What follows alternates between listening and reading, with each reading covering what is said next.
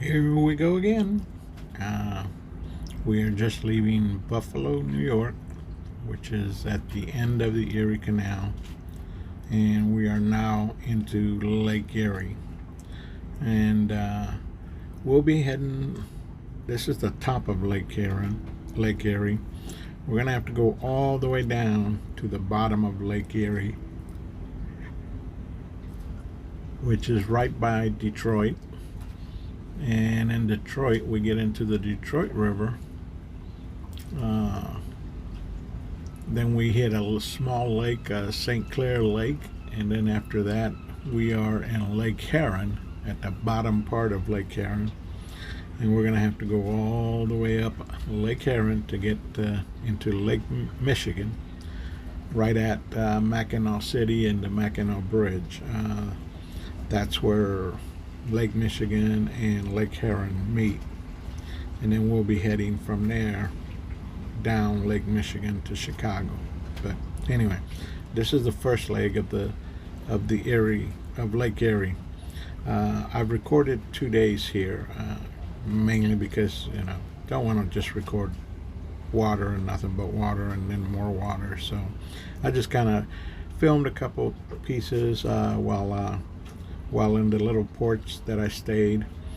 The water was pretty good here, although I had been warned that Lake Erie is, out of all the 3 lakes that I got to go through, is the shallowest one, and that it can get pretty wavy. It can pick up pretty quick, especially if the winds start picking up.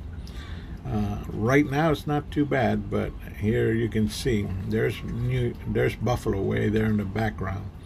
I decided to go ahead and videotape the back part here as we were leaving from Buffalo, so you could get a little bit better idea of how the wakes are starting to pick up.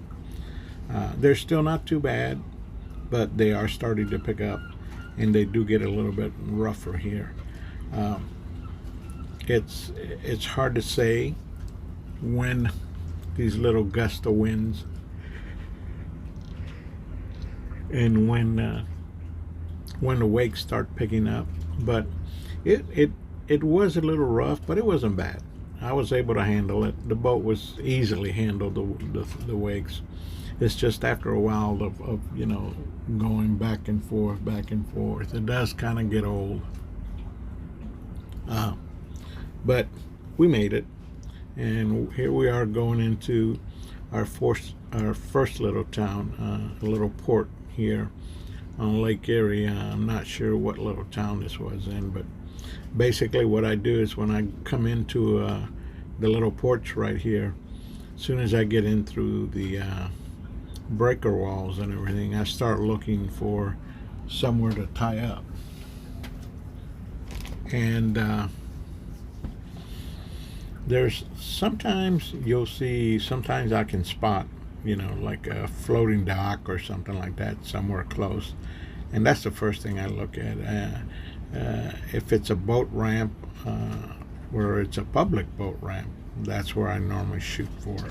I go first there, and then if not, then I try next is finding a marina or drop anchor, whichever one of the two I want to do for that day. But on this trip here, or as I was coming into this little town here, I realized that there was, as soon as I turned the corner, I saw a floating dock and a boat ramp.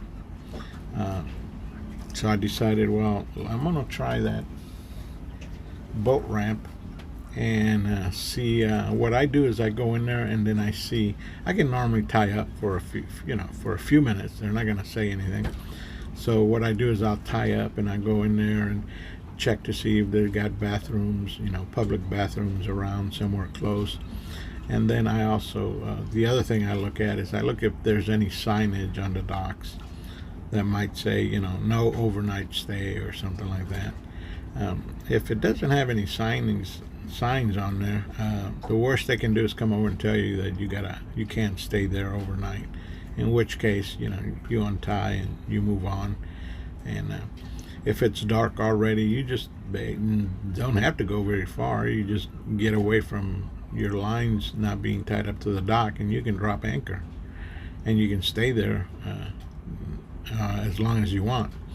There's only a few things that you have. I know in the state of Florida and some other states, they require that you be so many feet away from marina docks and so many feet away from mooring docks that belong to the marina or belong to the city. But other than that, you can just go ahead and drop anchor anywhere. I normally try and find a place to drop anchor where it's shallow water. That way I don't have to worry about big ships coming over and running me over. They'll run aground first. Normally somewhere between 5 feet, 4 feet is where I normally drop anchor. And because I don't have to worry about tides going up and down here on the lakes or on the rivers or anything, I can pretty much just drop anchor at 4 feet and then stay there overnight, and pretty much safe that way. And here we are, and as you can see, these docks that are toward the left here, I've decided, well, I'm going to check those docks out, and I'm going to go in there and see what's going on with those docks. And it so happens that it was boat docks.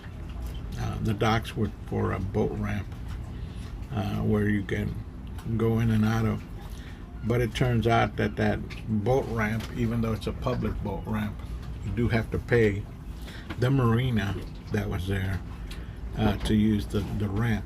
So anytime you have a case like that, that means the marina can tell you not to tie up, or you can't stay tied up at that dock there. So what I did is I just went ahead and stayed until somebody came and told me I had to move, but it never happened. Nobody showed up, and nobody said anything about me being tied up there, so I stayed there overnight, and it was nice and quiet. You don't have a whole lot of people going in and out of the boat ramp here in the middle of the night, so it stayed pretty much quiet, and I was able to take it easy and just walk off the dock and walk to the public bathrooms that they had around the corner. Those stayed open all night. So it was pretty nice. I had a nice place, nice cozy little place to tie up. Didn't have to worry about other boats coming in, and running me over because I was on anchor or anything like that. And it turned out to be a pretty nice little place. There was, within walking distance, a couple places to grab something to eat. So I did that also for a while. Also turns out there was also a seawall right along here. That seawall that you're looking at straight there, that thing goes out quite a ways out into the water. It turns out that seawall, you can tie up to that seawall free of no charge. There is no electric and there's no water there, but you can tie up to the seawall and you don't have to pay anything. So that kind of helped. And it turned out to be pretty good as far as you can see there, that seawall right there. You can tie up to that wall there and it's free of no charge. They don't charge you at all. The marina docks are on the opposite side. So I didn't really want to stay at the marina. I really didn't have to. I had just stayed the night before at a marina. I was able to take a shower and use the facilities in there and plug in my electric to charge my batteries, and had water, so I kind of washed down the boat a little bit. Boat's getting beat up pretty good. It's a lot of scuff marks and a lot of spider webs or spiders around up here. You clean up all the spider webs all over the boat in the morning, and come the next day when you tie up and you stay there overnight, come the next day there's spider webs all over the boat again. So they have a lot of spiders here for some reason, and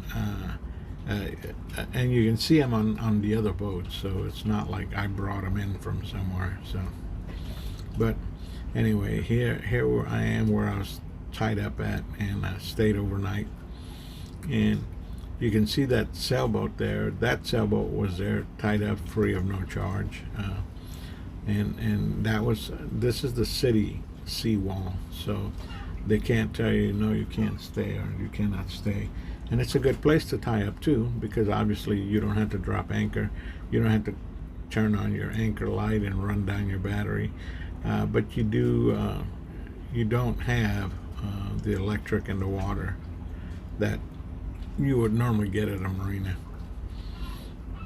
or bathrooms and showers. They did have some public shower or public bathrooms that stayed open all night, so I was able to use that all night. But they didn't have the showers. But I had showered the day before, so I figured, well, I can go one day without showering. So I went ahead and kept going. Now, here's the next day as I'm getting ready to take off again, and I'm heading out to another little town. I'm not sure how far I'm going to go, so I'm not sure where that next little town is going to be. But I did run into what happened when I got into that little town, and as I was coming into the channel and the little river there, I realized that there's a lot of speedboats coming out, power boats. And it turns out I picked the one day when they were having the power races. This was on a Saturday, and that was the day that they were going to run poker run out of that little town. So I went in there thinking, okay, I was going to go ahead and get me a slip somewhere in a marina, so that I could go ahead and shower and clean up the boat and do my laundry and get groceries if need be.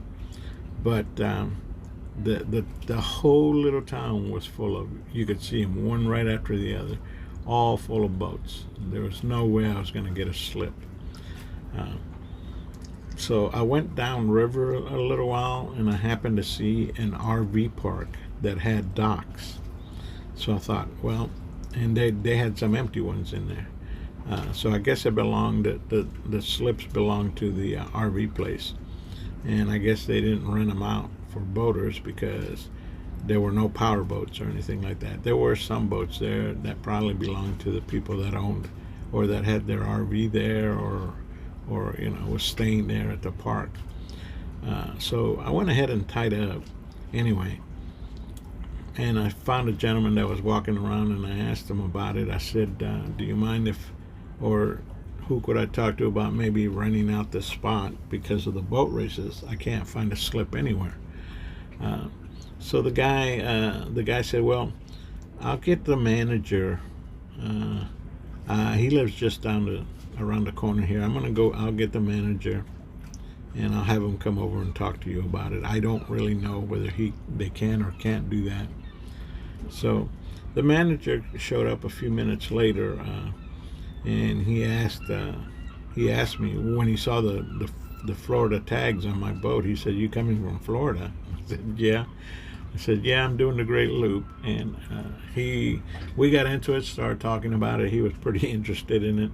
By the time everything was said and done, he went ahead and said, "Listen, don't advertise it anywhere, but we're not allowed to let transit people come in because of our insurance and stuff like that. But you go ahead and tie up and stay overnight as long as you're leaving in the morning." And I said, "Yeah, sure, I'm leaving in the morning. I'm just needed a place to tie up or drop anchor.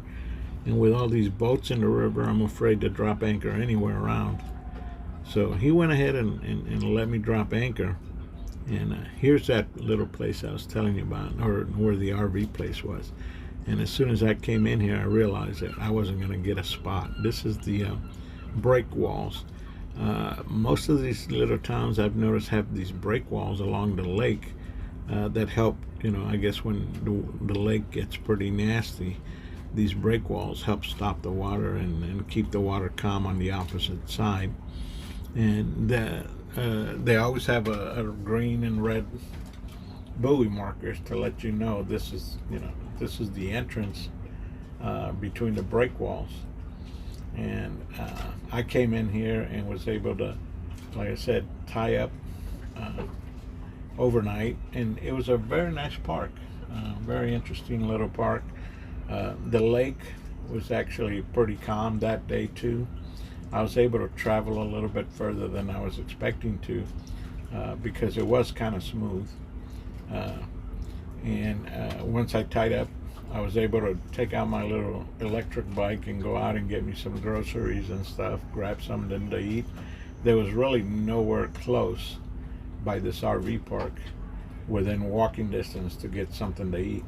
So I just went ahead. Here's where I tied up at one of the slips, and the gentleman just said, "No, go ahead and tie up and don't worry about it." I went ahead and gave them, $20. They had some kind of thing going on, I guess some cookout or something. I said, well, let me contribute at least that. So I gave them $20 for that. And very beautiful park, lovely. It's an RV park. They have a lot of people, snowbirds, that stay here during the summertime and then head back down south during the wintertime. So very beautiful. And they were actually adding on to some new, they were adding new docks to the place, so I guess it's a pretty popular place. And it is. It's a very nice walk, too. I walked the whole park area just to see around. It's very well kept and a beautiful little place. A nice place to hang out at, which I did. And then after the day, I went after that day in the morning. Once I got up, had my breakfast there on board the boat, and thought, well, might as well shove off, and I did. I went ahead and took off, and it was turned out I was actually taking off, not knowing. I forgot to check the weather, so I took off without checking the weather, and I forgot. But it turned out to be pretty nice. It wasn't bad at all.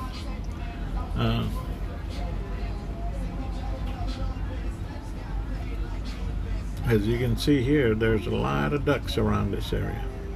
Ever since I got almost to about right around Virginia, North Carolina area, there were tons of ducks and tons of geese all over the place. Here I am, go ahead the next morning, and I'm go ahead and taking off now, heading out again, hoping, because I didn't check the weather as I was taking off, I was hoping it was going to be okay, but I could tell that it wasn't very windy and it wasn't too bad, so I decided, well, might as well take off, and I should probably be okay with it. And it turned out to be a good day. I was able to get back on the lake. It was a little rough, but not too bad. Not to where I was worried at any time making the trip or anything. But all in all, here's a new start. As we're heading out to a new location. Like I said, I'm not really sure where I normally was going to stop, because it all depends on how the weather is, how the wakes, if they start picking up or anything. If I start seeing that it's picking up pretty good, normally what I will do is I'll just go ahead and look on my GPS map and see where the closest little either creek or little cove I can sneak into, and just throw anchor and stay overnight and let the weather go by, and then I take off again. But so far it looks like it's going to be a good day. This is going to be toward the end of this part of the video, and we're going to be going into the next day on the next video.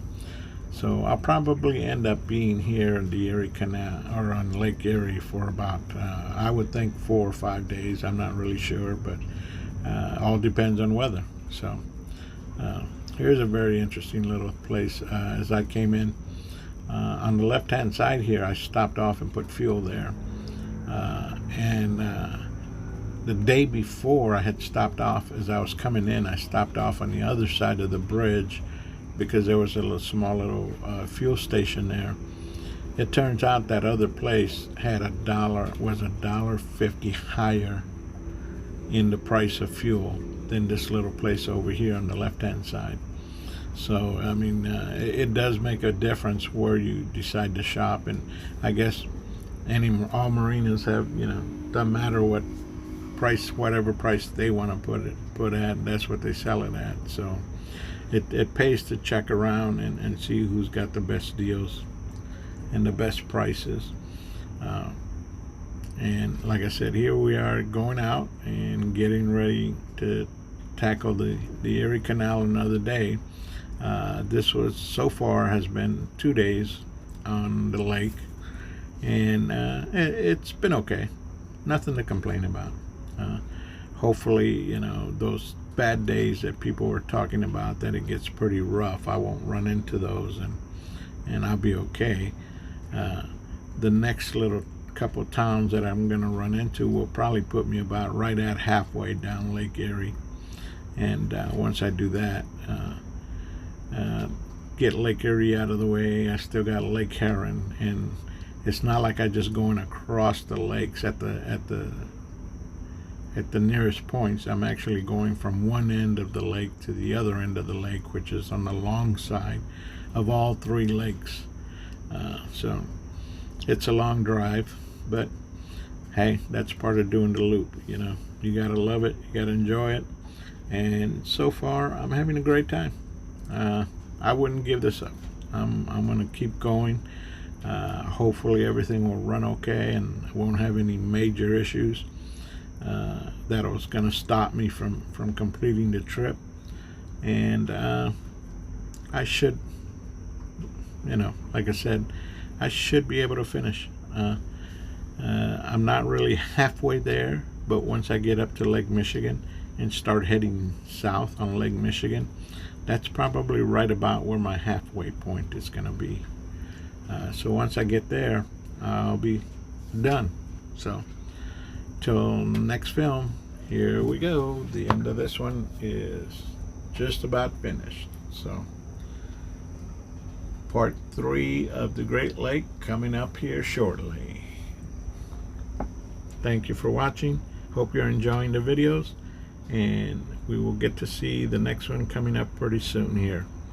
I'm trying to post. I know I'm behind a few days on posting, but sometimes I just don't have the time to do it. But I'm trying to get to them as fast as I can and get them out of the way so that you can at least watch something. Like I said, it's Lake Erie. It's big lake.